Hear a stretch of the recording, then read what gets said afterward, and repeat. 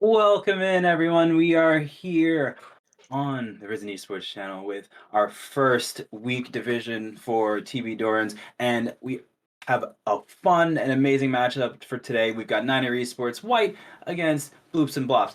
We are here for the most fun, the most entertaining, the most that anyone can bring onto the Rift today. I'm here with my co-host. Hello, what's up? Yeah, it should be fun. I've been looking at these teams for a little bit. A lot of good champs here, a lot of meta champs. So we'll see how well they can play these on the Rift, and we'll see what they can do. Yeah, But we have a lot of meta, a lot of off meta, because we did see a bit of Shen in there, but hey, I saw Shen support. Shen support on was it Rampage on Saturday, and it was looking pretty good. Yeah, it's definitely a fun time. So I'm so ready to and so down to kind of get it together and see what's going on. I mean, yeah, tank supports are just, or even just tanks in general, are really strong this season. Especially like I was talking about on Saturday. The gold efficiency on a lot of these items are really good. So they just get these tanks just get tankier so much faster. So it's gonna be a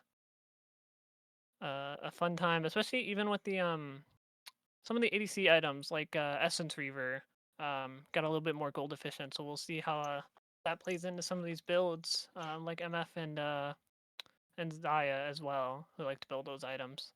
And as always, it's like when you're going into a new season, that's usually when tanks are the most efficient because it's just so easy to itemize them as you said and to keep them as consistent picks throughout while all of the damage items are being switched around and thrown all over the place and they're like, "Hi, I'm gonna buff this really hard and then I'm gonna nerf this really hard," and they continue.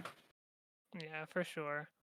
But well, I want to see what the itemization is. A lot of normal builds from last season throughout um a lot of the Risen games so far, but I want to see if anyone's trying to let's see if the meta's like shifted a little bit, to see if there's maybe something a little bit better to get an edge, in these games. A bit of innovation can go a long way. I'm always interested in and excited to see if someone pulls out something really goofy. If they try like a full damage poppy, for example,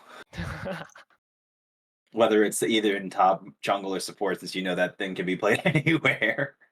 Yeah, especially even in Worlds we saw Poppy in top jungle support, so I mean it is viable wherever you decide to put it. But and that's exactly like what I mean. Because and I want to see something off meta, something crazy, something ridiculous. That's the hope for sure, but also something that these players are also comfortable on, and can play at a very efficient and very high level as well. But it would be interesting. Maybe a little sleeper pick comes out for these teams. I'm curious to see like what the bands are gonna look like this time around because I know that we have like Yone and Rakan out here to as like high picks for both teams actually. Maybe even I know I saw a lot of like slamming of the Shen support, so maybe a little bit of a respect ban going over there. Just to kind of push him into something maybe he's not as comfortable with right now. Um, to kind of help them in that bot lane matchup. Mhm, mhm. But yeah, no, there's just I wouldn't be surprised if there is a Yone ban, but we could also be looking at potential like a lot of attention going down into that bot lane for um what do you call it? As far as like bans go. Yeah, for sure. Especially with Yone being pretty strong this patch after getting buffed, Yone, Yas, and Riven. They might just see a ban on either side to if like Bloops end up winning the first game and end up going on red side might see a ban regardless. Just because how strong these champs are right now. But it's always something to keep in mind for these Mhm. teams. Yeah, so But what else has been going on the Rift as of lately? as of lately, it's been shifting kind of into more of the scaling ish kind of build paths and meta because now we're seeing a bit more Nivea, a bit more Cassidon, a lot more of your tankier scaling top laners like Ornn, or we're looking at even Mundo, who even got nerfed, is still tearing up the Rift. So now there's just a lot of really high scaling champs. So, even in bot lane, when you're looking at what's good there now, we have Kaisa, we have Vayne, Kog'Maw, who are all really good, especially when you pair them with enchanters or even something simpler for Kaisa in particular. It works really well with engaged supports like Leona. So Hmm.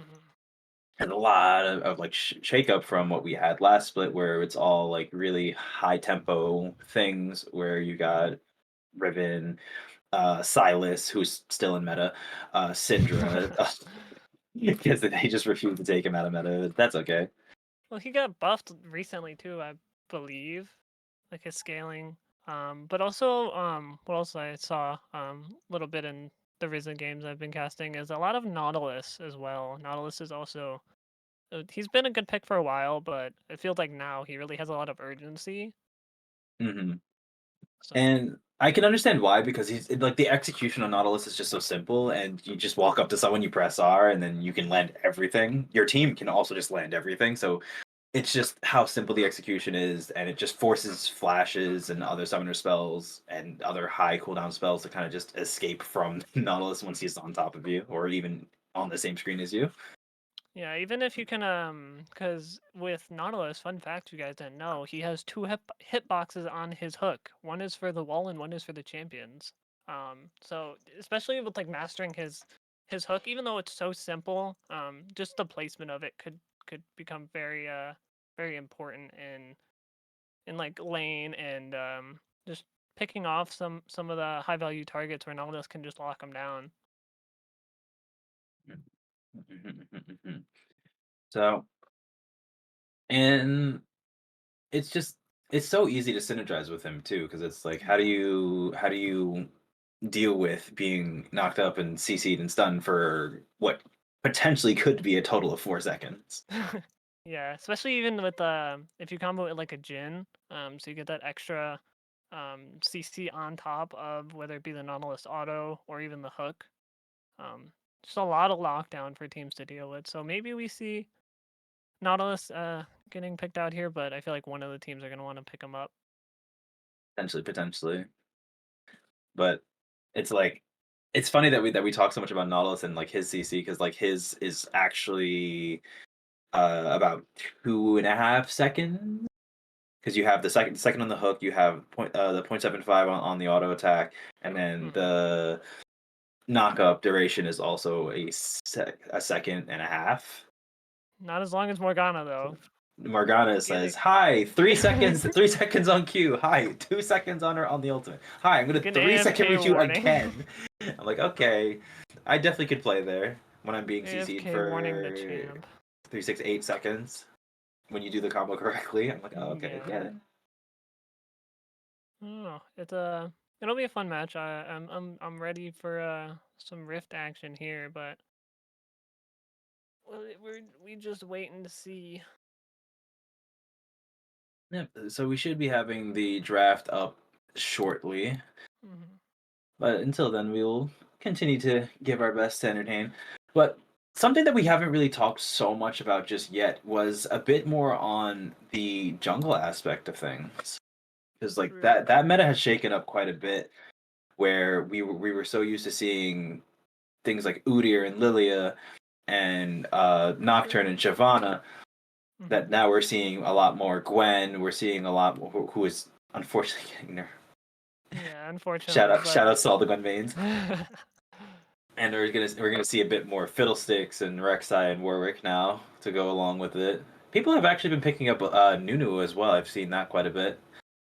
yeah, normally a lot of AP Nunu in the jungle, but also from what's been consistent throughout the Rift, throughout a couple of patches, is Sejuani. Sejuani is just such a rock for picking in the jungle, especially with tank items being or tanks being a little bit better at the start of the season. Sejuani just kind of seems to persist throughout the meta. Yeah, and it's like it's the same concept where with a lot of these tanks across the board, it's like the simple execution of most of these tanks, not barring Cassante that comes to Yeah. mind. It's like uh, a lot of these tanks have like really simple execution. It's like you're in range, you just use the engage spell. That's usually a point and click or a line CC, and then you lock him down for 4 seconds and pray that your team can follow up and do enough damage to burst them out.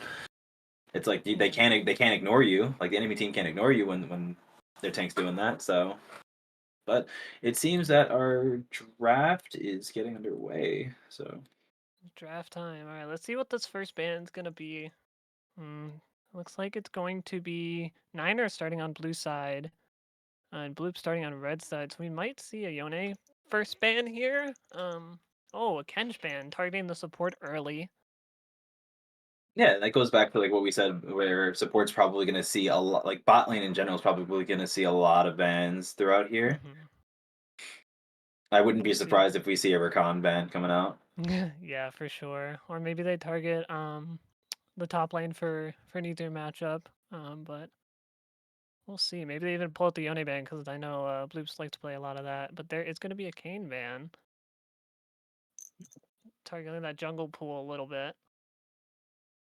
Which is a curious thing to see because it's like Kane is one of those champions where he can really get out of control after he transforms, but he's Hmm. very easily abused early. So that's one of the things that you got to watch out for when you're playing Kane. But we won't be seeing in this game. Yeah, a lot of like niche matchups for Kane. But again, that bot side gonna be targeted with the Nami ban as well. Hmm. See what Bloops wants to pull out here, and then what Niners wants to pick. That's gonna be a Garen ban top. It's easy Garen top lane. QER. That's half your health or all of your health if you're low enough. Yeah, and it goes back to that simple execution thing. But it's interesting to see because it's when you look at Garen now, especially like after the patch, it's like every single one of his core items got nerfed. So he has actually not really been performing all that well. So he's missing a lot of that damage going off, and relying a lot on his base stats. So to see that, it feels a little odd. But I mean, I guess if he's still good in the right situations. Yeah, and there's a Yone ban we were expecting. Saving it to the end here. So, and there's a Rakan ban. So not anything out of the ordinary really from these bands that we were thinking.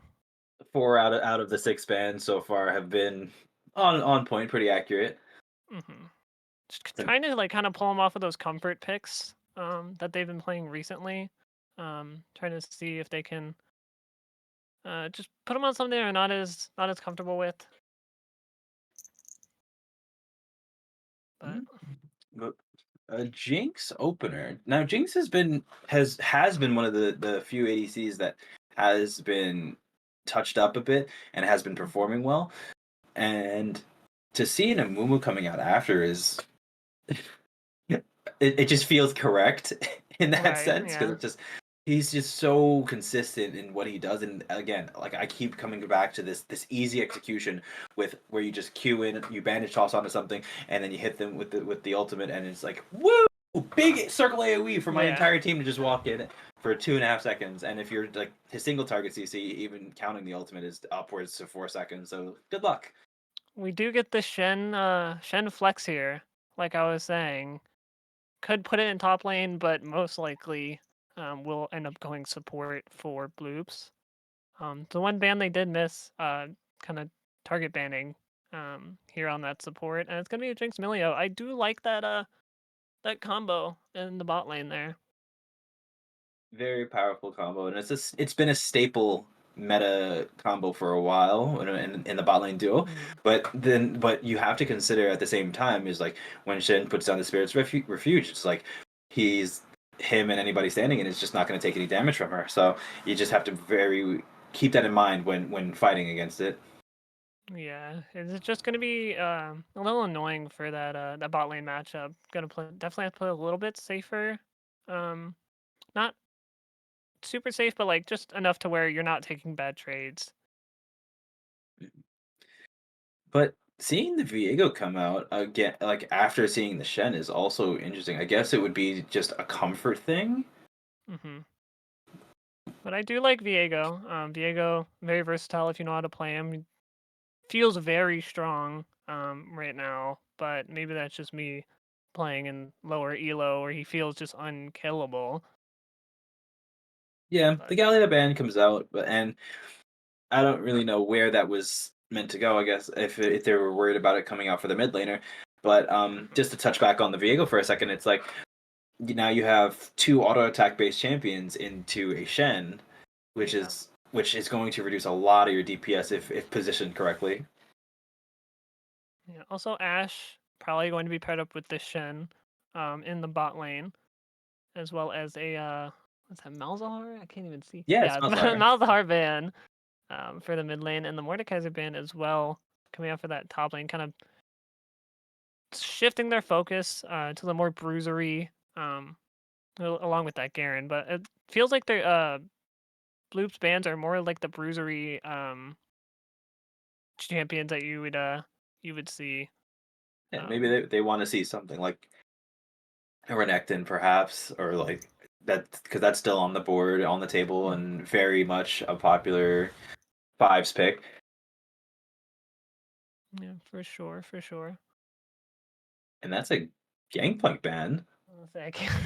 So let's see. Gangplank ban is a little bit interesting. I don't know exactly who that's for, but he is a little frustrating. Brand, Yeah, the thing about interesting. yeah, so I would assume that that's brand. You can't assume anything yet, Yeah, actually, it's because all the Shen and brand can very easily be flexed. hmm But Gangplank trade pattern, especially early, is just very obnoxious to deal with, and it's farming even with him is not being ahead of him at all because of his passive giving him all that extra gold. Yeah, going even is still just slowly losing, and Ornn gonna be coming out for the top pick. I like Ornn. He's been very good recently from just for his team play potential. With his ult, with his lockdown CC, because they're lacking a bit of CC on the side of Niners. I mean, you have Chompers, which are kind of hard to hit, but you do have Viego and Ornn stun now. So Funny you were mentioning all the lack of CC because now they have a lot of it between Orange Way. yeah, Jinx I traps do like. typically. Go Oh, ahead. oh no, I was just gonna say the Jinx traps are definitely more defensive, which makes it very safe for her to pair up with Milio, who also has the best soccer player in the world, I guess. It's like And Fiora is going to be on last pick here. I like the Fiora because she does have true damage, if I'm not mistaken. mhm. So trying to kind of bully that Ornn early if she can before he gets too tanky out of control. But I like both of these comps. There's a lot of frontline for each of them. I mean, Ornn can frontline by himself, close Yes, to all of that. which is very very true. Now it's funny that we mentioned the Fiora versus Ornn matchup. Like I've seen that matchup go very very much in both directions where you Mhm. have Fiora is absolutely like a true damage monster, can sit there and eviscerate Ornn at any point in the game, but at the same time it's like I've seen a bunch of Ornn mains absolutely dumpster Fiora where she's trying to she'll hit vitals but it's like she can't match the damage, and Mhm. if played correctly she just can't progress on him. Yeah, it definitely feels, even though it's like tank versus, you know, true damage monster, it's basically who can hit more of their spells because Fiora can parry um a lot of Ornn's abilities, but Ornn, if played well, he can just kind of run her over with his healing, especially with like second wind. Mm-hmm. Um even what's the other one? Man, I'm blanking on the rune. On Um most people do the Doran's shield second wind with yeah. I mean you wouldn't really run bone plating against Fiora. She doesn't really care Yeah, about that too that's what I was much. thinking. Yeah. But yeah, second wind definitely, but I do want to see how this Viego plays because, like I said, Viego can be very flashy, um, very oppressive, but only if he's given um, advantageable circumstances. So Hmm.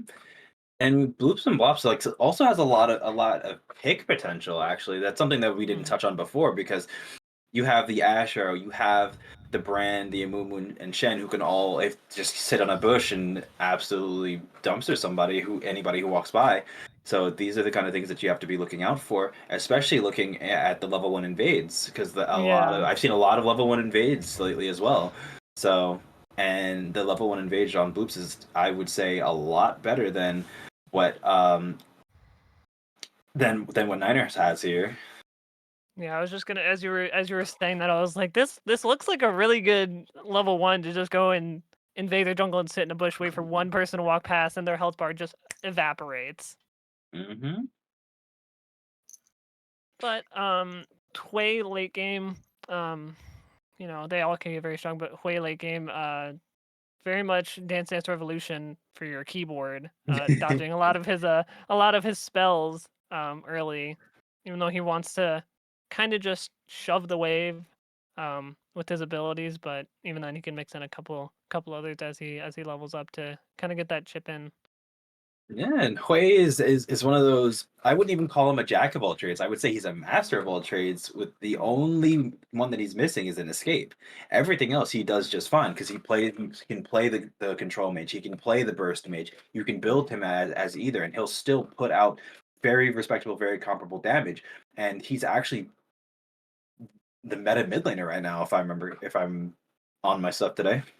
Yeah, for sure. Yeah, I mean, he has his little water walking spell that he can use, but if he's trying to burst somebody down and he gets dove, he doesn't really have any other way to get out, really. Mhm. Like he has to use his entire spell book there to burst somebody down, and if he gets jumped on by like Shen or a Moo Hook, he's kind of just left out to dry if his team can't peel. Like if Emilio doesn't have ult up, or Ornn Yeah, doesn't have. and he has really good poke as well. So it's like you can't really go wrong when he's as long as you're positioned well in a way. He's kind of really hard to take down because of how far away he can do things. Yeah, and I think we are going to see a brand mid. I don't really see Shen going into the Going mid mid, lane yeah. here.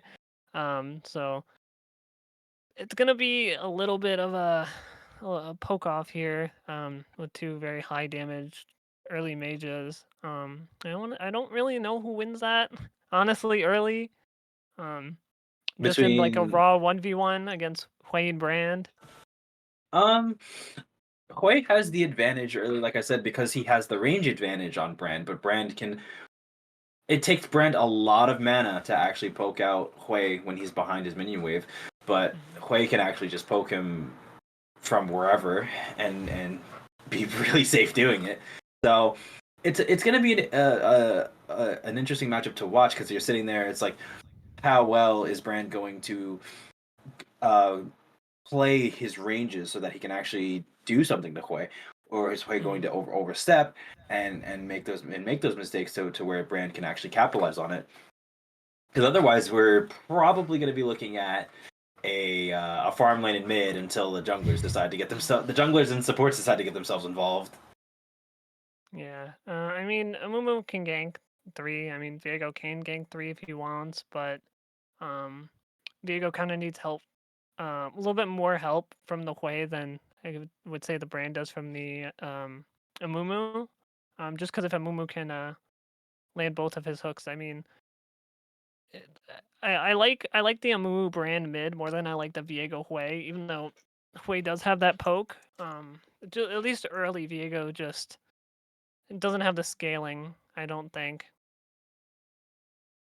Um, the scaling is there for both because like Brand, like especially on like when you're looking at Brand for in Mhm. particular, because when you look at Niners, you have Viego and Ornn who can very easily be the recipients of that pyroclasm where it's bouncing Mhm. between the two of them and it just takes one misstep for that to get transferred into the back line where Mhm. Milio Jinx Wei are. So it's Mhm. just a lot. I feel like a lot of it is like in terms of the draft is in the favor of Bloops, but it's very well if you want to hit that long range engage with the Ornn, it's still like anyone's game. It's always Yeah. going to be can we get those picks? Can we find those engages and really capitalize on them Yeah, going for down the sure. line? Definitely just up to execution on both these teams, and I think they both can do it. Mhm. Just who has a better early laning phase before these junglers get involved to kind of shake things up um for those lanes. Also, I was gonna say Grubs could be very well good for Jinx a little bit. I like the idea of Grubs Prio getting these lanes pushing for Niners, especially because I mean they both have very high attack speed spells in the bot lane, but I don't know. I like the Jinx Grubs. What's what I'm looking for? Prio. Like Mhm. obviously drags are always nice, but getting those grubs will be um very very nice for Niners. I feel. And on the flip side, Bloops could also do some serious damage with some grubs because they have the Mhm. Fiora and the Ash who can, particularly on the Fiora, can just Mhm. decimate towers in Yep. seconds if you leave her alone. And even worse, so if she gets to her third item, which tends to be Hullbreaker, which Mhm. would turn towers into Swiss cheese, into very, very, very, very Swiss cheese. I did forget about the Fiora Hullbreaker. I haven't seen it built in a while, so I just the item just left my train of thought. Yeah, most Fioras tend to gear towards the more defensive-ish items after their core of Trinity Force plus Ravenous Hydra. So Mhm. they tend to go for Sterak's, they try to go for Death Stands, they go for a lot of those more defensive items as opposed to Hullbreaker or going full damage because it's like once you have the 2 items, you have the damage. Like she has no issues cutting through a lot of the cast of champions, particularly with her ultimate and all of the true damage in her kit. So they tend to opt into more defensive things just to kind of keep them alive and make sure that they can get that damage off. Yeah, it's gonna be fun seeing Fiora because I've been playing a lot of Rift, but I have not seen Fiora peek her head out, peek her three-headed monster top lane menace out in a while. So Oh yeah.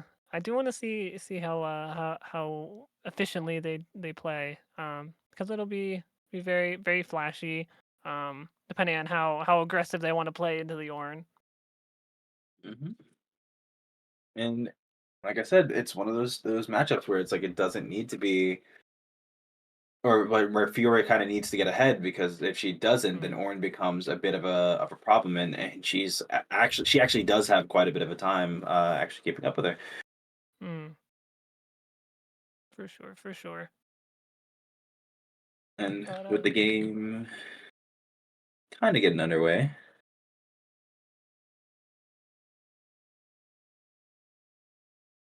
mm, um, yeah, I saw like I said, I saw the Shen support on Saturday, so I want to see how this Shen support shakes out throughout these games because I've been enjoying my time uh seeing him. So we'll see how it goes as we load into the rift here. And that is that Ornn going that Doran shield against Fiora. Hmm. Now, before things start popping off, where do you think this is gonna go? Like just the game in general, or Mhm. this Yeah, 5-man going bot into the let's bush for the engage. we'll go with it for the game first, and then the 5-man engage, which is gonna get scouted um, out by that word. See, I was gonna say, depending on how this first line gauge goes, might give me an idea. But I do like the idea of this brand, and this Fiora kind of not carrying, but picking up some of the heavy lifting for this game. If they can, you know, obviously farm well, and do what they need to for their lane assignments. Yeah. But I don't know. I gotta go with Niners this game. I love a good team fighting comp, and that's just what they have there. Like when you layer the Lamumu ult with the brand ult, it's kind of hard to breathe. yeah, very true, very true. If they can, and just team fight effectively, obviously, layer their CC, um, onto Bloops, I feel like they'll have a great time, especially if this Ornn can land both hits of his R. I mean, it's gonna be definitely hard to do anything for the side of Bloops. Mhm. So, opening up, we got a lot of little trades going on. Nothing too crazy. Ash Shen being a pretty safe lane, but we already see that in top lane. What I was saying earlier about the Ornn versus VR matchup. Yeah, definitely this Ornn kind of bullying this Fiora into the wave. But yeah, there's a lot of definitely a lot of poking going on, but this mid lane is definitely going to be a farm off, see who can get prio most of the time. Very simple, and seeing that both that Amumu is pathing into the top side here, me and Viego pathing towards bot, means we're not going to see a lot of that early aggression between the junglers. It looks like a very standard start as well. Otherwise, Yeah, I mean the Viego kind of got shoved off of his bot side camps just because of that very scary level 1 engage. So started top side, and they're just going to be pathing separately. So might have I mean a possible double gank, but Fiora looks like she's pushing in her wave. Definitely looks like yeah, they both sides are pushing in their wave, so it doesn't really look like any ganks would be possible unless we have a tower dive on either side. But nope, this is a full clear, and Soldex is being forced to base. I don't know if force is the right word, but It will opt in for the base and to get an early long sword to kind of match the Ornn already building into his armor. Since he can do that Yeah. in lane, doesn't need to reset for it. I mean, Ornn is deceptively strong early, so I mean, you don't want to give away an easy solo kill just because you're low and you think, oh well, I can take a hit from an Ornn, maybe push the fight in my favor if my jungler has the opportunity to come up. But it looks like Amumu was gonna try to gank, but Hui being able to sniff it out and just walk down into the river, away from any danger. Looks like Viego also tried to go for a gank down the bot side. And Hui looks like he's still gonna die. Mumu, assume, caught up to him with a hook. And that's gonna be first blood going over to Bloops. And so it begins. We already have our opening kill on the Amumu. So I'm curious to see if he's going to opt into the Leandri's rush, even though that got nerfed. Which it looks like they will. I don't mind it. Not at all. Not too much will be lost from Big either, because teleport is a summoner spell that exists. Yeah. Having that early TP advantage is also kind of strong. Just being able to kind of I don't want to say bully, but kind of push them off and be able to kind of control the lane. Mm-hmm. And that is definitely like something that is always going to be important, is how well you're controlling the wave, because that dictates if a jungler can come gank you, if you're allowed to rotate, if you're allowed to roam, if you're allowed to go for tower dives. Like, all of these things are dictated by the wave states that you have to constantly be actively be working towards. Definitely very, very micro, and very macro thing to just be controlling the waves. But with Hui just kind of perma pushing with his spells is always very frustrating. I know when I play mid lane, seeing a Hui on the other side does not give me very much joy, to say the least. Hui does not spark joy. Definitely not. But it seems looks like I'm blanking. It looks like Niners are gonna be able to take away this drag. Shen's just gonna come over for a quick peek, and he's gonna immediately get out of there and not want anything to do with the dragon. yeah, Chet's on the other side, so I would assume that they're gonna go look for the grubs, but let's see what the rotations look like to see if they're gonna be able to get anything off of it. Looks like Fury is coming down. Missed hook from the Amumu, but we're not gonna talk Fog about of War. Fog of War is very deceptive. we're not gonna talk about it. We're not willing to step up here to give away any of his HP for the grubs, as Viego is going to be back bot lane. He's going to get a stun onto the Shen as he just dashes away. A little bit of a as Bloops does take the Void Grubs for the trade. Now, trading HP when you're going in for those kinds of ganks is not an awful thing to do, because it also puts a lot of pressure on the lane opponent. As look, even now, they're going to continue to try to pressure off the Ashe, pressure off the Shen off of the wave. Hui's kind of stepping up for the Amumu, trying to help out the Viego to not steal his jungle, but there's a fight going out in top lane too. This Ornn is just gonna tank the Fiora ult as he just continues to walk her down, but he has no mana as Viego's coming back in trying to get the Amumu for stealing his blue, but he's just gonna walk away scot-free. Nope. Looks like Hui got taken out in the mid lane from the Amumu again, and Amumu being 2-0 now, and building into that Leandri's. Yeah, but it's like I said again, that Ornn really being able to push the Fiora off made it so that she couldn't even rotate down into the jungle, but it didn't seem to matter at all. A little bit of a pause here on the rift. We will try to get it back as soon as possible.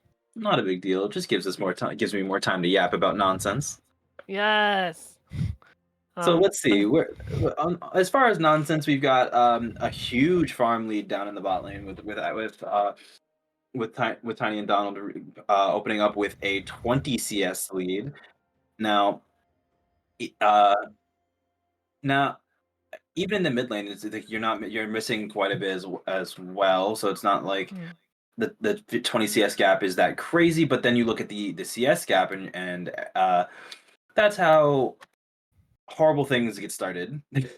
Yeah, and unfortunately that Ornn getting the Fiora low a lot of the time, but just not being able to finish any of those kills to kind of get a lead going as the Amumu kind of gets jump started with those 2 early Hui kills for the side of Bloops, which is very nice for him being able to clear a little bit quicker, get ahead of the video a little bit more, being able to be more be able to gank a little bit more as Viego clears his camp. Now Viego's got to play catch up.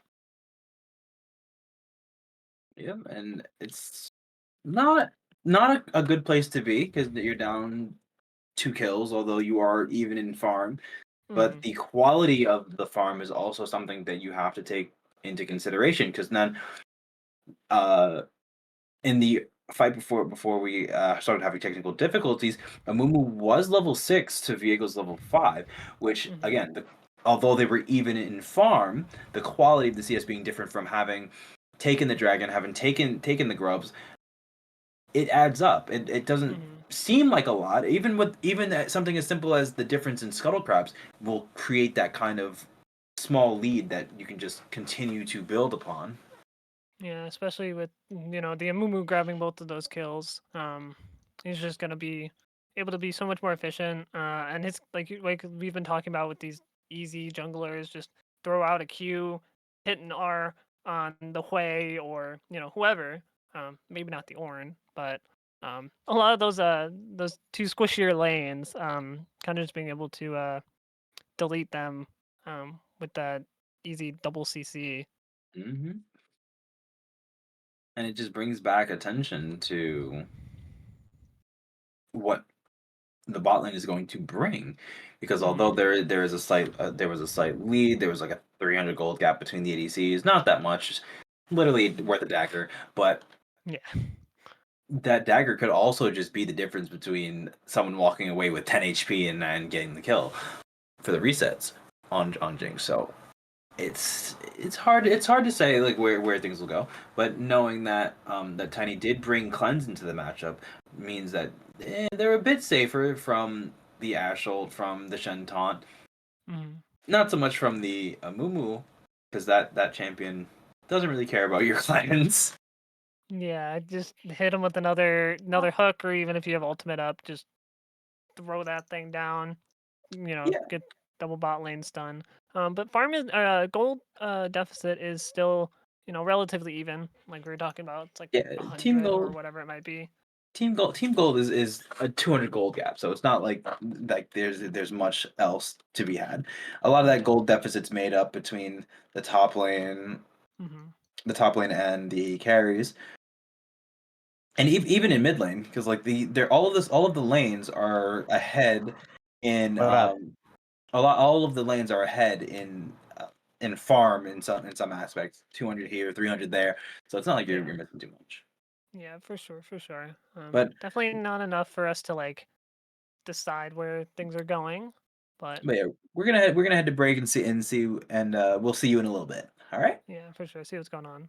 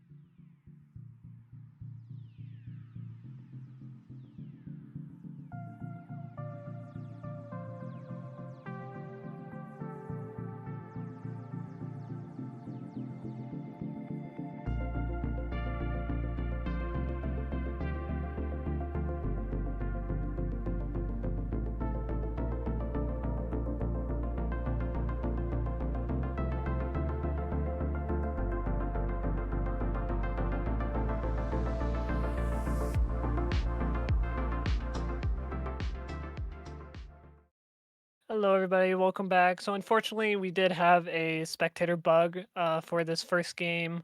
So, unfortunately, we're not going to be able to continue with the rest of that game, even though that game looked very interesting. Um, finishing, uh, casting that game. But we are going to hop back in once game 2 is up. Unfortunately, nothing we can do to continue on that one. So, we will come back to you guys when we have game 2. Yep. We'll see you in a bit.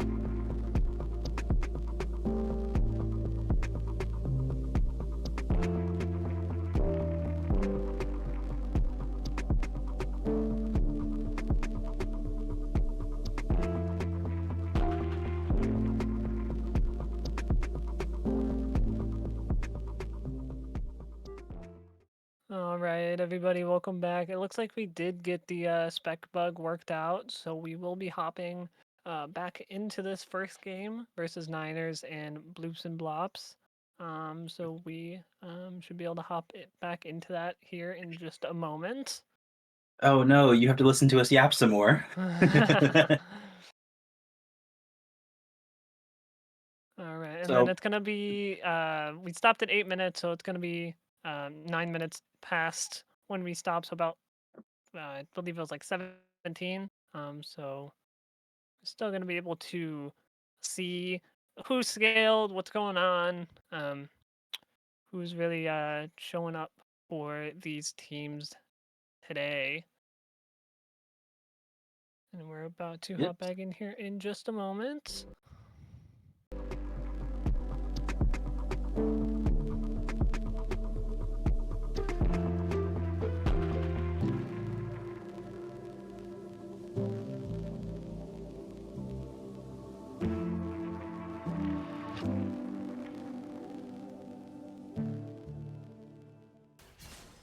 And we're back on the Rift. Let's go. Alright, so from what I can see, it looks like the Mumu being 4-2, but that Jinx being 4-0 and having a bounty, looking really nice for Niners right now. Back. Also, Ornn having a bounty being 1-0 against this Fiora, being up about 30 farm, 31. Looks like lots been going in the way of Niners. What do you think, Shiro?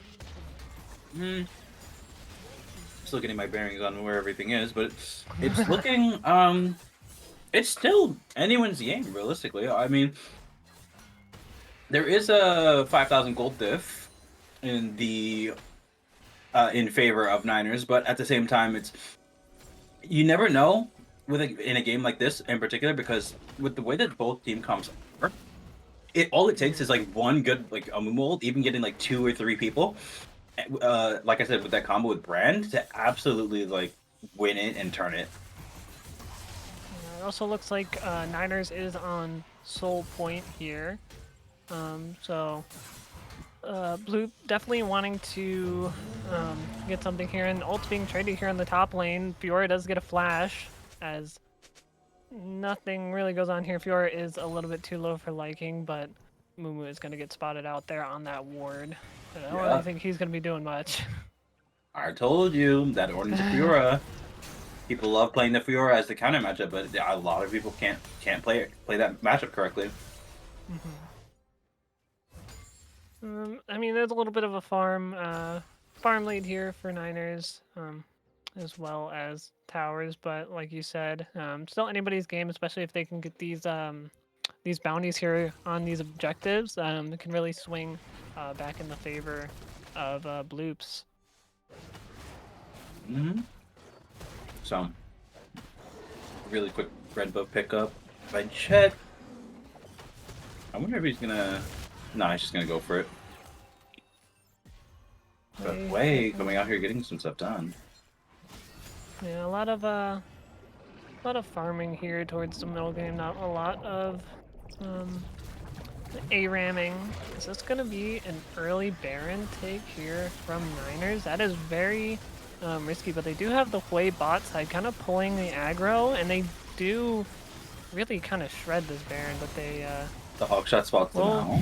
will become aware here, but I don't know if there's really much that Bloops can do. The flank coming in from the Fiora on the other side, and they definitely are just going to stick this out here, trying to get the smite, but smite's too early, saying it's going to get it, and it is going to be Niners getting that Baron very early, but can they keep it? Because it looks like Diego is going to fall to the Amumu, as well as the Jinx going down to the Fiora, and everybody on Niners is falling here, as well as the Hui going down, but it looks like Ornn and Milio are just going to hide out under the tower, trying to go for a tower dive. Amumu tanking a lot of that tower, but if they can get the trade on both of them, which it looks like they will, that is a worthwhile trade for that Amumu's life. So it, like I said, it falls right back onto it. Like as though the 20-minute Baron was a bold call to go with. But Niners decided to stick it out despite being spotted out by the hawk shot from Speph's Ash. So they Bloops just kind of walked in and pinched them and kept them in the pit long enough for them to just run them down and kill them all. Yeah, it looks like Viego also seemed to have panic smited there as well, smiting a bit too early. That would have been all for Niners, except for that early smite. But you know, like we said, any little misstep, one of these teams is gonna take the advantage and try to run with it for sure. Mm-hmm. Looks Like like the gold difference is still there, and they were able to preserve. Well, they weren't able to preserve any Barons actually, but that's perfectly fine because it's off the map now, and Bloops can't pick it up. But now we're seeing some more. and Hui's just going to throw his ultimate onto the Ash, just executing her as there's going to be a little scuffle for this dragon coming up in 30 seconds as looks like Bloops is going to just kind of respectfully back off here. They might come in for a re-engage because there still is 30 seconds, but I don't know if they really want to take this fight with their Ash being down and everybody um, being there for the side of Niners to kind of ward them off this dragon. But the thing about it is, Bloops is going to feel forced to fight this because it is Soul Point. Very true, very true. They can't really just kind of shy away here for this dragon, especially because this mountain dragon will be nice for Ornn, and here's Ornn's ult coming out. Fiora does get the parry, gets the heal back, but it looks like that Fiora is going to go down as the side of Niners is just going to run Bloops down and take this dragon soul here. As they really didn't have much, especially with that Ornn ult coming in. The Fiora did parry it, but there's just too much damage here for the side of Niners for them to out heal or to sustain here. Yeah, no, it's just they Bloops was forced to walk into a choke point against a team that really likes choke points. Yeah, that Ornn ult coming through. I didn't really see much else, but definitely the Viego stun, Hui ability dumping. So there's not really a lot you can do walking into a choke point like that. Yeah, it was as simple as they walked in and with the Ornn ultimate, Hui was able to just dump all of his damage into that small point, and they all kind of just went missing. Yeah. There's going to be a little bit of a crawlback here after, you know, Bloops did have that that gold swing there at the Baron, but it looks like Niners did recover ahead about 8k gold lead here again, but definitely not out of reach just yet. Let's see how Bloops responds. Yeah, there's still a lot of tower gold here to be taken. There's going to be a little bit of a scuffle here in the mid lane. A couple of abilities being thrown out. But Niners just trying to jump this wave, get mid prio, as there's going to be a gank from the Amumu. Amumu does miss it, but Wade does land his ultimate onto this Shen here, as the Amumu is going to get caught out, get feared, and just get taken away by that Viego, as neither can the Brand get away as the Ornn ult comes out. The Shen dodging some abilities, but there's just too much CC, too much fear for the side of Bloops to dodge here. And with the Jinx there, it's very possible that they're just going to end this here, but it looks like they will, with only the Shen being alive. Yeah, and Jinx tears through towers. Yeah, if Jinx can just keep her passive up, I don't think it's an issue. A nice taunt here by Shen, just trying to salvage anything from this, but Ornn looks like he's going to be taking the tower, and that Shen just got his health melted. Even, like, having Heart Steel, having Tabbies, but Shen could not keep his life alive. Yeah, and Heartsteel is not like an amazing defensive item. It's just an HP stacking item. So it's not like you had like any huge armor items like Thornmail or either of the Cold Steel items in Frozen Heart or Randuin's to kind of cut through all of that auto attack damage that was coming through. But that is the first game going to Niners. Yeah, I feel like the Shen support can be okay, but you're like you obviously can see you're working on a support's gold income, so you can't really buy all of these nice fancy items like even the Randuins or the Frozen Heart for the Jinx, as you're just kind of, you know, forced to play engage and get a taunt in there and have your team kind of carry the rest of it instead of like normal top Shen just being that hard frontline menace that we see him to be. Because he shifts a bit from being like the full blown tank that you're used to seeing to being more of that utility tank where he'll have a couple of aura items the Frozen Heart's not too bad Mhm. of a gold item that will slot into a support budget, but it's when you're talking about higher cost items like the Warmogs, the Dead Man's Plate for on the Mhm. 2900 to like 3100 cost tank items. But like Mhm. you can very easily still get away with like the 2700 items like the Randuins. Yeah, for sure.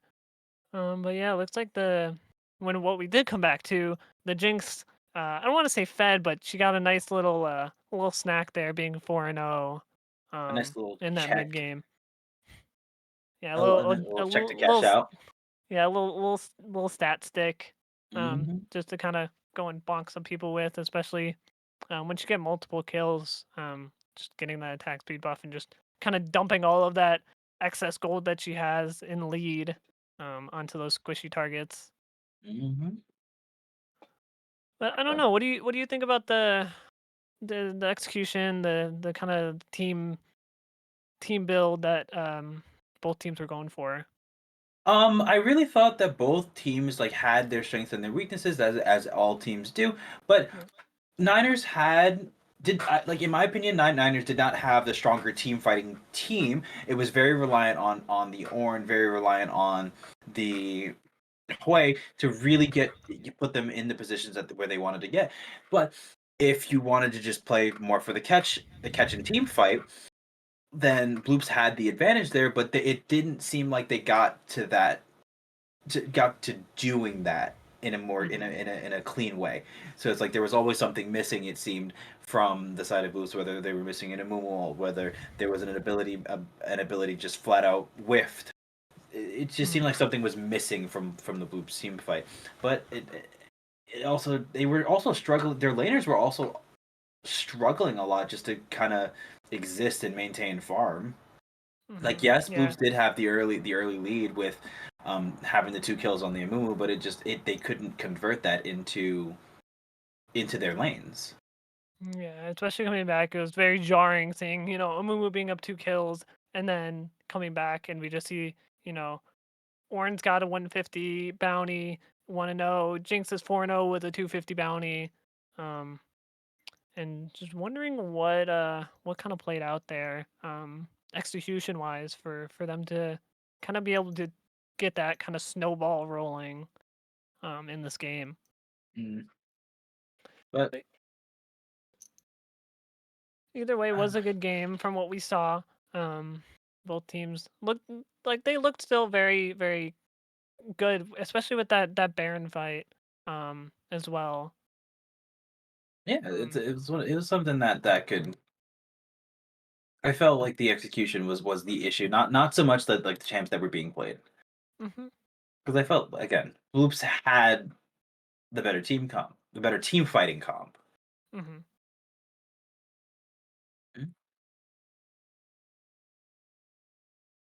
Mm. And then yeah, definitely with that Baron swing as well. Like they had their opportunity um at that Baron fight when they tried to do that 20-minute Baron. Um, and then just Niners came back and kind of smacked them with the Soul Dragon fight to kind of keep them in check. Yeah, it seemed like that could have been like a big swing for Bloops, but it didn't Mhm. quite pan out that way.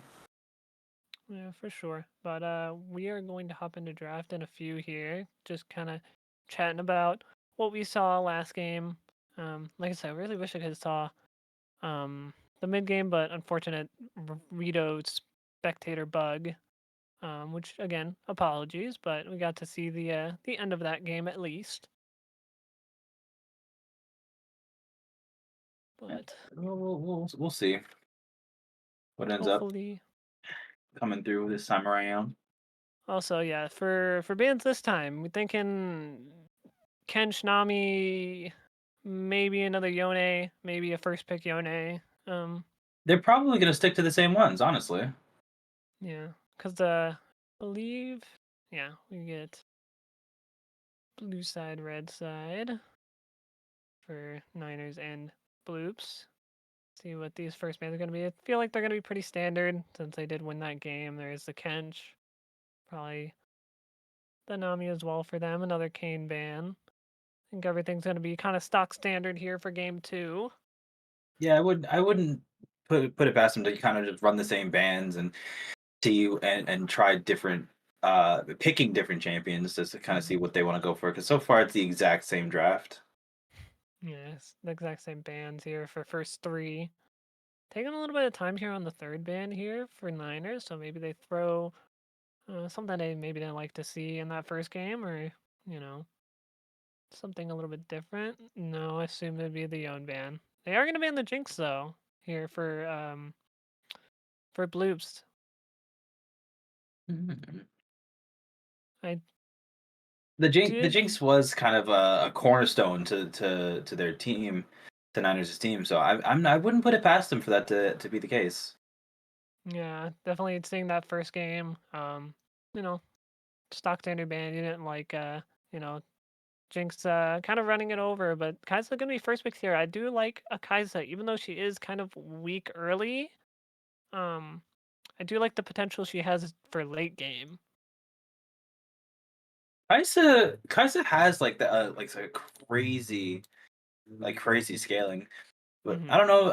I don't know if I would put it on the same level as Jinx, but she's definitely a lot safer in that way, where you can run the barrier on her. You have the ultimate available on you, and you have the damage coming from her passive to kind of cut through tanks if her abilities aren't getting it done. So you have Yeah. a lot to put on the Kaisa.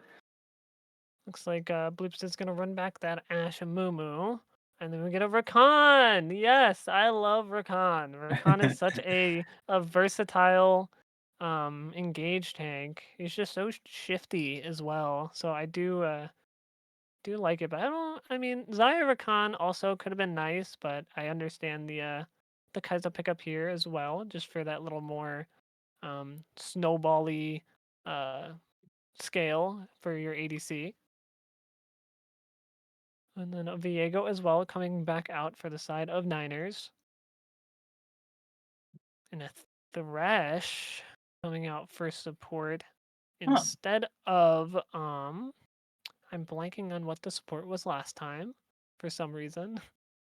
It We were running because it was Jinx Milio against I'm like blanking. Shen, against Yeah. Shen was the Yeah, there support. you I go. don't know why my brain was is also a little bit slow, but but yeah. I was like I watched that game. I know who the support was. I can tell you what the matchups look like. Yeah, Yeah. after Either the draft, you can Malzahar. test me. You can test me after the draft, and like I'll run it back to you. Also, Hui getting banned here from last game as well.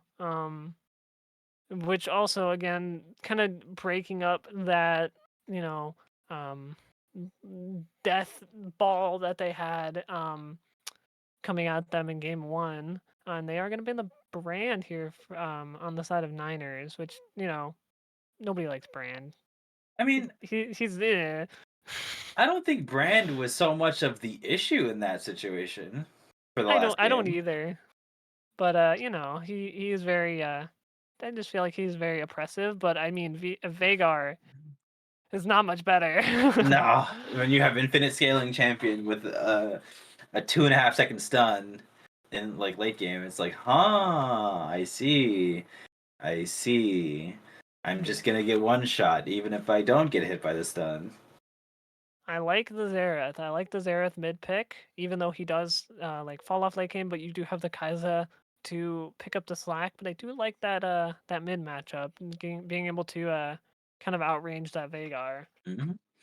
And Veigar is a champion that tends to struggle against champions that outrange him. So we're talking about things like Lux, things like Anivia, things like the Zerath. These things are all like a bit of a struggle for him because he has a problem getting in on them.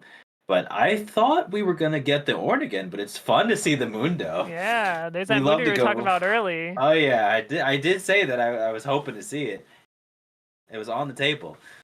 Mundo goes where Yeah, he pleases, for sure, of, for sure. of course, of course. But a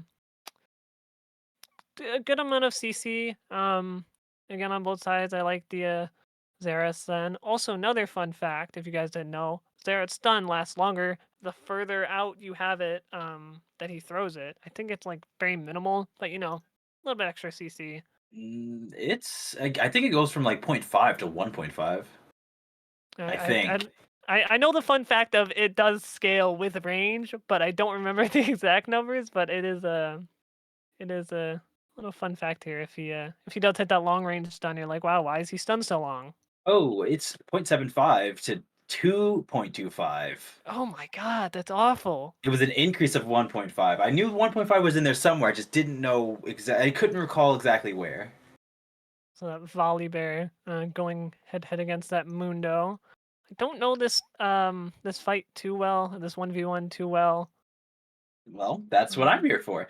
The Volibear versus Mundo matchup is very interesting because Volibear's Q is on a much shorter cooldown than Mundo's passive.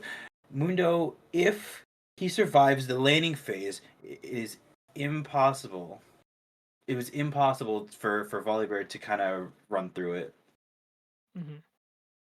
But So, but if Volibear is able to get a kill or two on him, then the game becomes very, very hard for yeah. Mundo, because then Volibear, it's especially if he's running the Rod of Ages into Flicker Blades opener.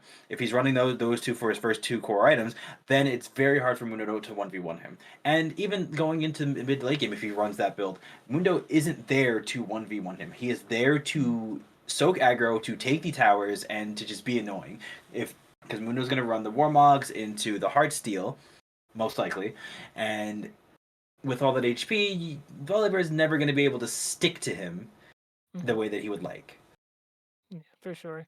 I do like the thresh, especially if you can hit it before the Rakan kind of dives in. It's a very good like counter engage for this bot lane matchup. It'll definitely be interesting with these two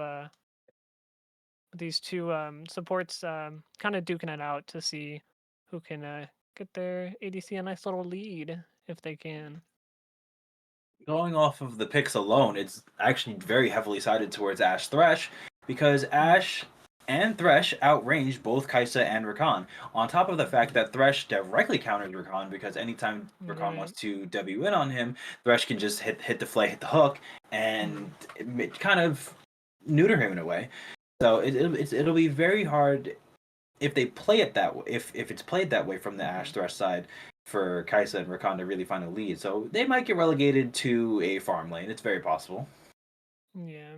I mean, like you said, with the easy flay, just as soon as you see Rakan just throwing out the lantern to push him back, it's gonna be very annoying for Niners to kind of get any aggro done in the bot lane. So like you said, it might just be a farm off here in the bot lane unless the Ash Thresh wanna be a little bit more aggressive Mhm. before their jungler comes in to have some assistance. Yep, and a point that you made last game was the difference in the amount of CC that was made. So Mm. we're kind of running into that issue again because there, except this time there's a lot less CC on the side of Niners, where we have your only like reliable quote unquote CC is going to be the Zerath and the Zerath Shocking Orb and the Rakan Grand Entrance Mm. with the ultimate. So it's like you can't. There's a lot less to work with, but it doesn't change the fact that they're still very easily a pick oriented comp. Viego still has his W to kind of get in there and do a bit of CC depending on how long he's charging it for, but it's Mm. nowhere near enough CC. Whereas the every single champion on the side of Bloops is capable of applying some form of CC and making those picks. Yeah, definitely. But yeah, I've played a good amount of Kaisa, um, like recently, but I just she feels so. I don't want to call her weak because as long as you like have a decent support, you can kind of chug through it. Hmm. But Ash definitely has that ability to harass her in the lane, whether it just be poke or um, just some poke to kind of push her down towards tower. Oh yeah.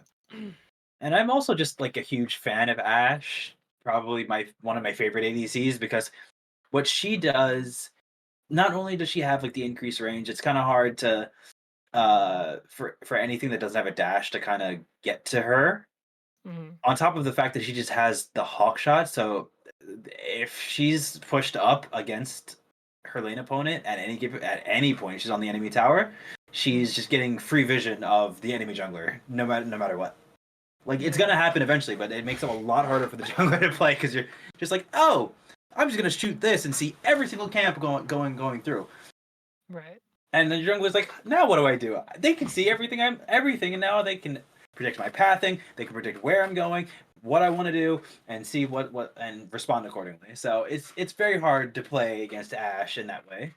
Yeah, I was gonna say really kind of the opposite. I like Ash in like pro play when I'm not playing, and you can kind of see her just kind of do her thing.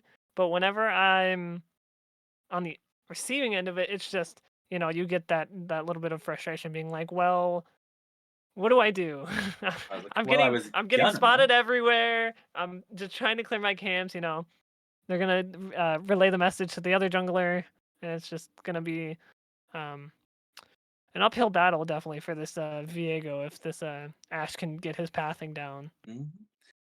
But yeah, Bloops definitely has like the better team fight once again. So we'll see if Niners decide to team fight with them because it's very possible for them to, especially if they get a pick onto either the Veigar or the Ash. Getting either of the other two is going to be a bit of a struggle, but or the end of the three is going to be a bit of a struggle. But if they are able to find that Ash, they were able to find like get access to Ash or Veigar without having too much of it traded back into them, they can really do some damage because if Viego gets a reset on it and picks up either of those two, picks up the Vigor, picks up the Ash, not so much the Ash, but it's just like particularly if Viego's able to get the Vagar, it's gonna Hmm. do crazy things because suddenly that even if they get the Thresh or the Thresh or the Amumu, it's like I said or like you said earlier, with the change in the dynamic of the how much CC that Niners Hmm. has is suddenly very different.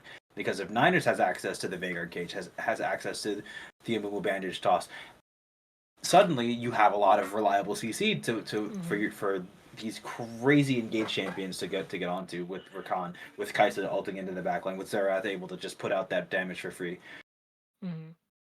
But yeah, that's why I said I really like the Viego because he can become very flashy, especially if you can get those resets and just kind of pull the champs from the other team and being like, well, this one's gonna be mine now for the next 5 6 seconds, and then I'll try to get another reset and just keep stacking if he can, if his team can Mm-hmm. kind of follow through with that kind of um with the Viego kind of diving in with the Vercon, even playing off like a Zera stun if he can, just to layer that, to see what he can do. Again, I'm very excited to see this Viego do work. I don't know if they're gonna be able to shut down this Vigar early enough, but that's what we're here for. See what goes on. Mm-hmm. But I don't know. I feel like the Mundo is gonna definitely soak up a lot, especially if he can get his build. But like you said, if Volibear can keep him kind of oppressed for the first 10, 15, I mean he's not gonna be the biggest player, but I mean he will still soak up some damage, and hopefully Oh his yeah. team can kind of pick him up and bring him along. And then for everybody like watching at home, it's like I want to just highlight Mundo's playstyle a little bit because it's like if you Mhm. don't you have to kill Mundo once or twice at least early and put him behind because if he's farming even with you, he's winning the game in the sense to where if he's able to get to that Warmogs, he has a very a very oppressive trade pattern where it's like, okay, I'm going to take a really aggressive trade. You're going to be at half or less HP. I'm going to be at or less HP, but I'm also playing Wounded with Warmog, so I just back up, and 10 seconds later, I'm back at full HP. You're still like half HP, so it's very hard to push him out of lane if he's able to get to that Warmogs, have it activated, and just continue to repeat that cycle until eventually he takes everything you own. And if he's playing Corporate Mundo, he's gonna have you work weekends. Sorry. And even then, as well as his R, he can, like you said, he can take those really aggressive trades, and then as well as if he has the Warmogs already up, he's just gonna run you down. If he gets the kill, he gets a kill. If not, reset it, get the Warmog proc, and you're good for another round. Mm-hmm. But the game is starting up, so we're gonna hopefully switch to that in a minute, in a second or two. I wonder if they go for an engage with the Thresh Hook to see if they can grab one of the Niners players. I didn't realize that until right now, that there could be a definite Oh yeah, I would invade option this for comp. invade, yeah. And even with Soldix's Volibear, he took the grass page, which means that he might be doing like the full tank page instead of the rod of ages with the flicker blades. It's very possible that he still might do that with grass. It's just it's not nearly as effective with grass. Mm-hmm. Just press the attack. You just go in, get the quick trade, and you blow somebody up, and then they have to usually recall after that. That happens twice. Right. Yeah. Yeah. They have. Like we didn't touch on it. They have a good invade comp. They have a Mumu. They have Vigar. They have Thresh. They just have this very roly level 1 if they decide to do that. But we're gonna hop into this game here right about now. Nice. All right. On to the Rift, and looks like all 5 members of BNB are going to be going down in this bot side, trying to repeat last game, possibly. They kind of got spotted out by the ward, and there is another ward there. They're making it work. They're gonna push through here. Maybe they didn't see it, but definitely did as Rakan and Kaisa scurry away to their tier 2. Looks like they are going to leave. Go ahead. Spotted out. Nothing's happening. So we're gonna have another boring start where nothing happens at level 1. No level 1 shenanigans for us. Viego is starting a Mumu top side, which is a little bit fun. Take a little bit of jungle camp. But this is how they started it last time. It's like they kind of, well, not quite, because there was a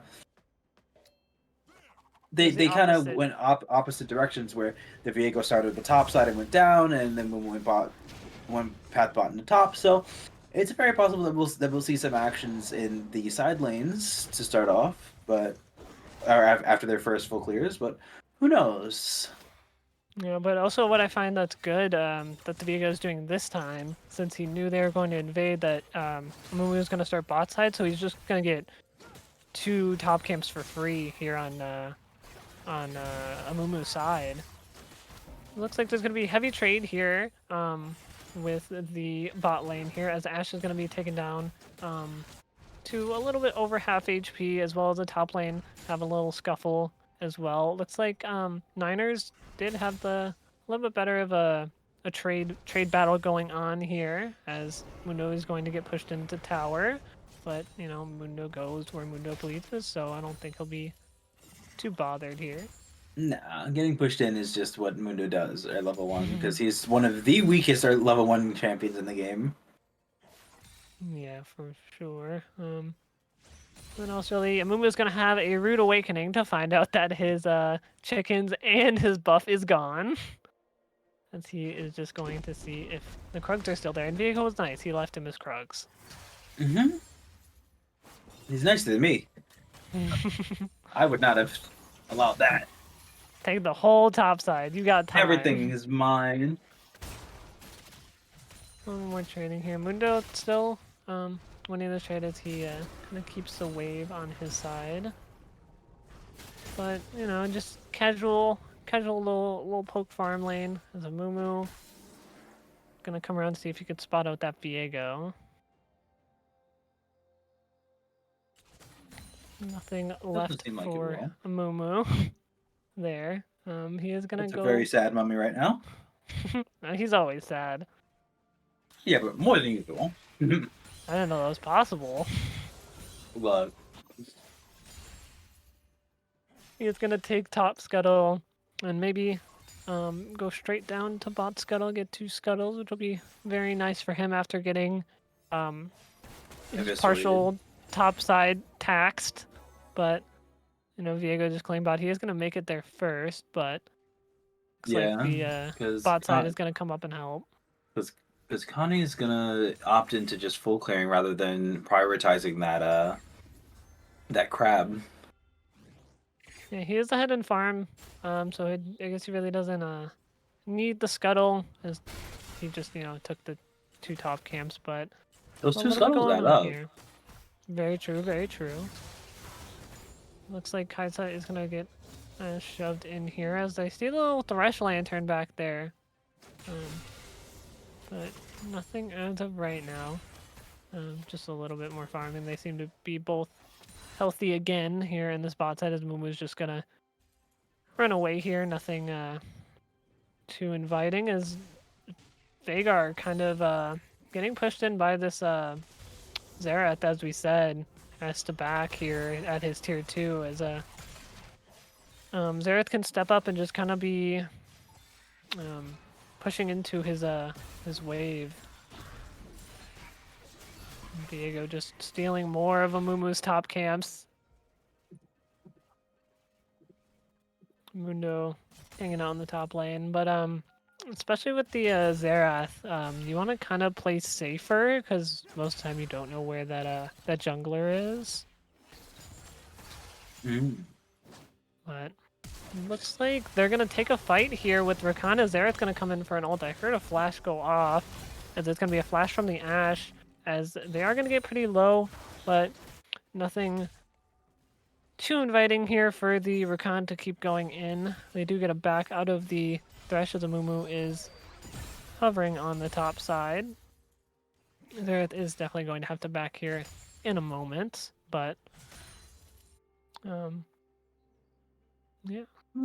Nothing crazy going on just yet. Just once again we're kind of just seeing the difference in farm, because that seems to be what we're starting with, but it seems Connie's gonna go for these.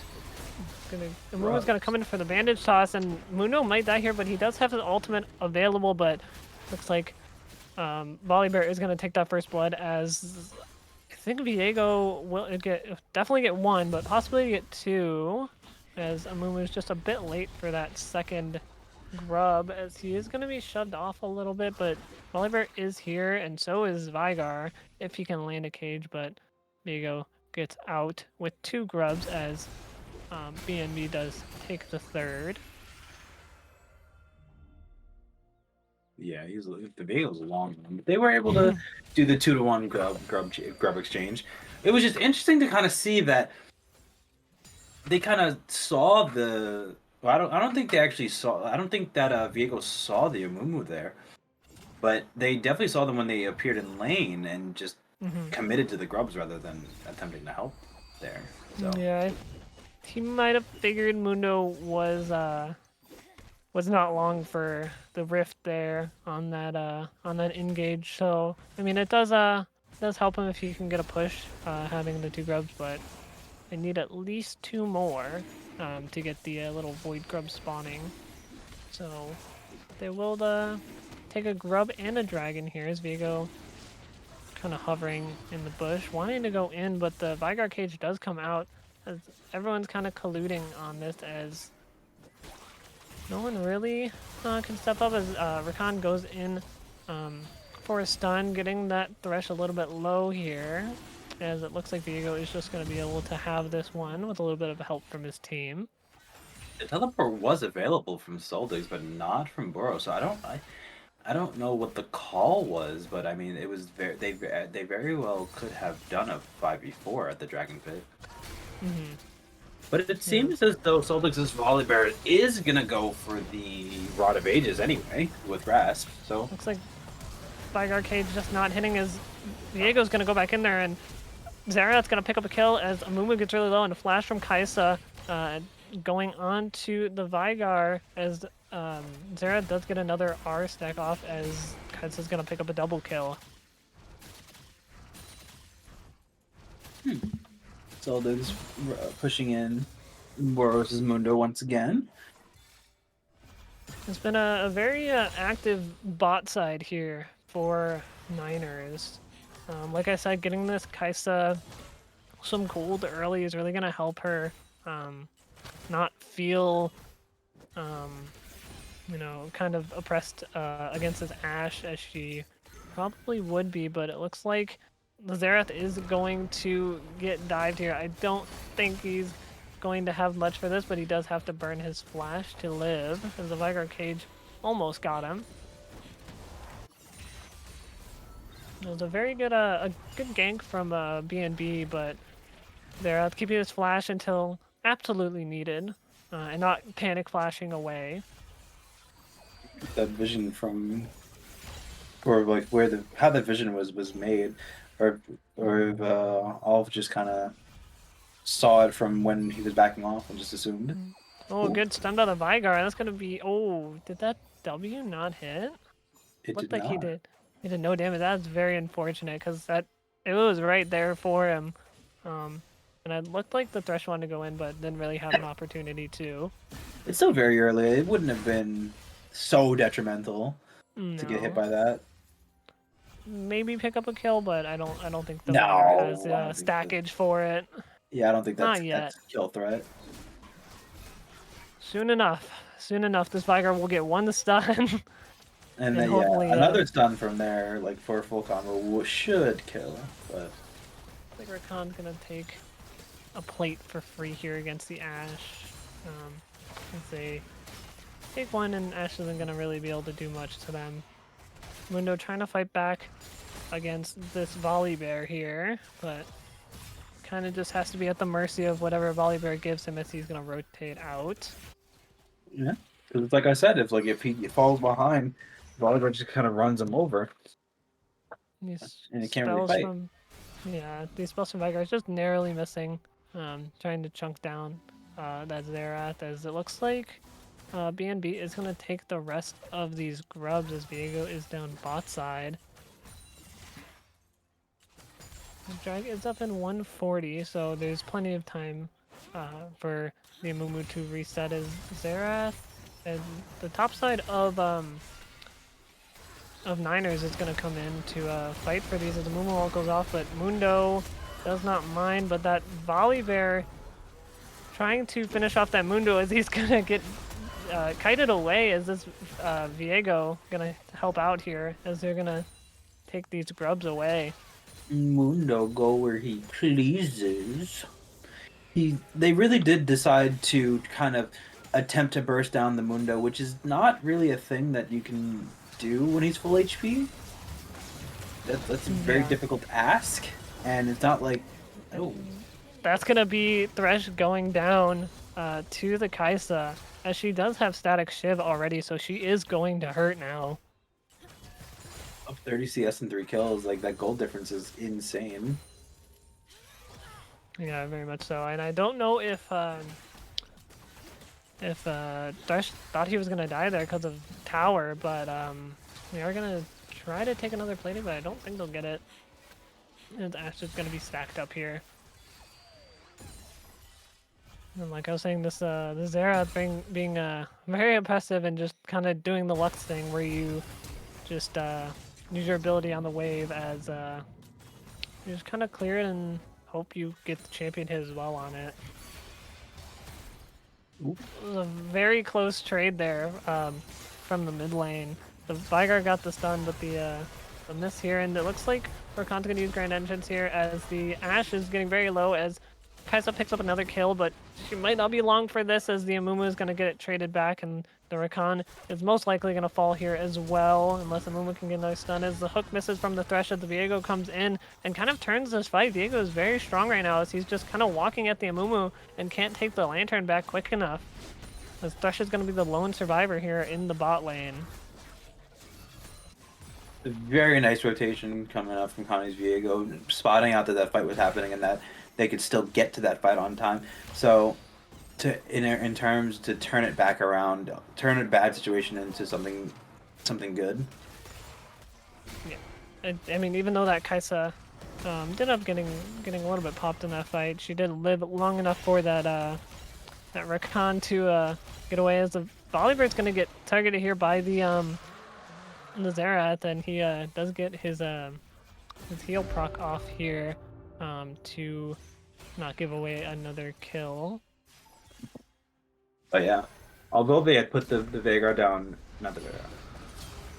Xerath is not long for this this fight as the layer of CC gets thrown down on the immobile mage here.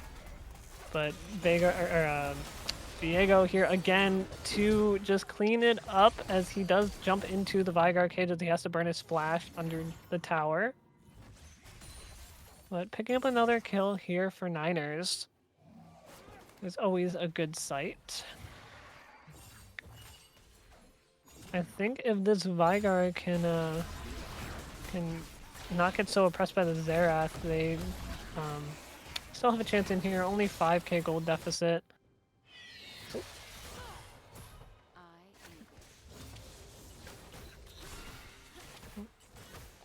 Sorry. The Kai'Sa going to push up through this tower. Just gonna get a little aggressive onto this Ashe. Choosing not to play super aggressive and to ult onto her. Ult onto the Ashe. It's Viego going to be in here with this Thresh, as I don't think he has the heals or the sustain enough to survive, and this Viego is going to start rolling out of control here as this Xerath is most likely going to get a kill onto this Veigar if he can land a CC ability.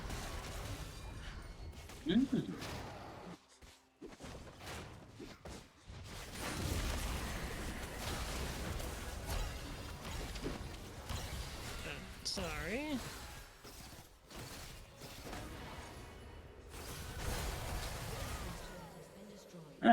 But Technical difficulties? Or am I tweaking? I think we're getting a little bit of technical difficulties. I don't know. I'm trying to pull it up on the stream really quick. My apologies. I'm seeing a little bit going on. I see a top lane Herald going out, as there is a fight that breaks out in the top lane. I think Viego picks up another kill here onto the Volibear, as Veigar does go top.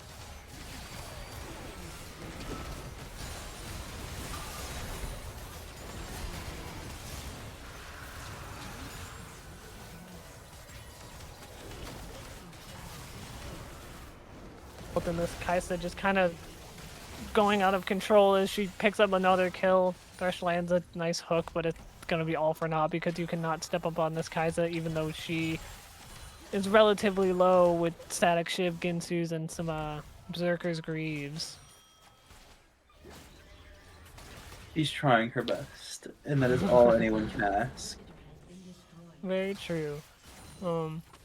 But yeah, I mean, like I was saying, the early game from BNB, I think it just needs to be touched up a little bit because they're giving away a lot of this early gold and early scaling, and then they can't really make their way back from it, as well as you know, Niners also having the 3 drags and 4 grubs, I believe, as there's gonna be an ult here from the Amumu, but he is going to be running for his life as Mundo just continues to walk at him and still be at half HP as he ults and runs away as he tries to make it out as the volleybird chases him.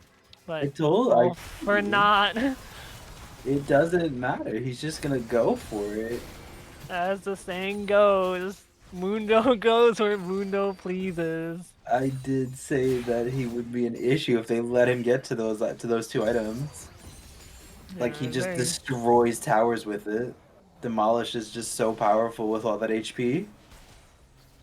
Yeah, for sure. I mean, even like just 2 item Mundo normally it's like, you know, 3 item Kai'Sa, especially now she just got, you know, Nashor's Tooth, but like Mundo just gets demolished, gets 2 tanky items, and he can just run away and kite out.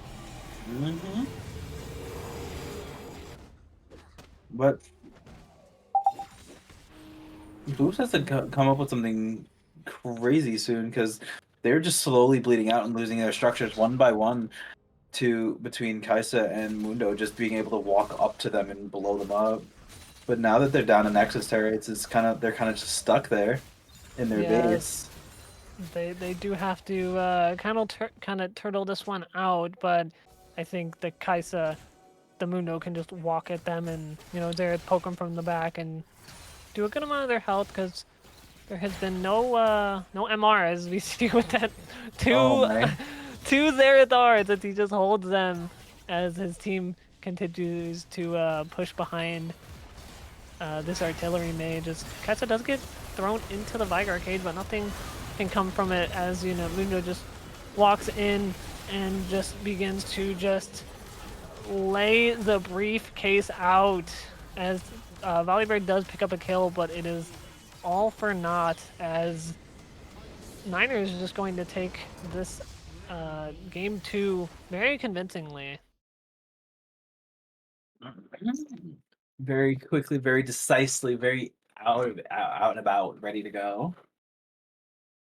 Yeah, I think these games end up just coming down to execution of the matchup because these matchups for either side are very winnable. It's just like I said, um, that early game just needs to be cleaned up a little bit, I think. Yeah, they really like took their lane matchups and their head-to-head matchups and really just went to town with them, keeping them in those isolated scenarios or those individual skirmishes where there's the 2v2s and 3v3 skirmishes. They really went out ahead and put out what they and performed. Sorry.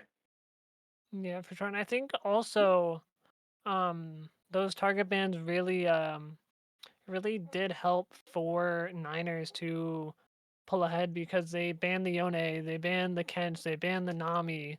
They kind of got those like kind of bases of those um comfort champs kind of taken care of, and then they could kind of pick what they kind of like what they were sitting on in case they had to pull something out. Mm-hmm. But that's the end of these, right? It's best of Of 3, yeah. 3. So That's very good. It was a very fun game. They're definitely winnable for both sides here. But you know, like we've been saying, it comes down to execution, and just who had the better better macro in these games. Hmm. And Oy. congratulations to them, Yes, and they yes. will Congrats to Niners. continue, and hopefully Bloops can bring it back in their next one. Yes, for sure, for sure. But that was fun. That was fun. Mhm. But I think that will be. Well, I don't think that is gonna be the end. I'm just trying to make sure we can do our little goodbyes and all that. Mhm. Ooh. But no, mega game. I will be. We will both be back. I shouldn't say me. We will both be back We'll be next back next week. week. Yep. And if you guys want to as well, we have cast every day. I will be back on Saturday on the second channel for Rampage. If you guys want to, hang out, you guys should be hanging out every day here. Um, some good league play. But yeah, I think we're done here. Yep. And we're gonna say I will see you all next week because I will be right here doing the same thing, keeping you all entertained and fun stuff. So But thank you. yeah, it was fun casting with Chiro. He kind of gets all the not nitpicky stuff, but all the The important details. information I don't have readily available to me. I like to call them details. All of the nerd stuff that you can get into that you're like, yeah, this guy's been playing League of Legends for over 10 years. I can't even imagine that. I've been only playing for 4. Yeah, yeah. I'm a season 3 guy. Nice, nice, nice. So, All right. Oh yeah. but all All right, right. that's gonna do it from us. So thank you again, and have a lovely evening, morning, noon, and night wherever you are. All right. See you guys later. Peace. You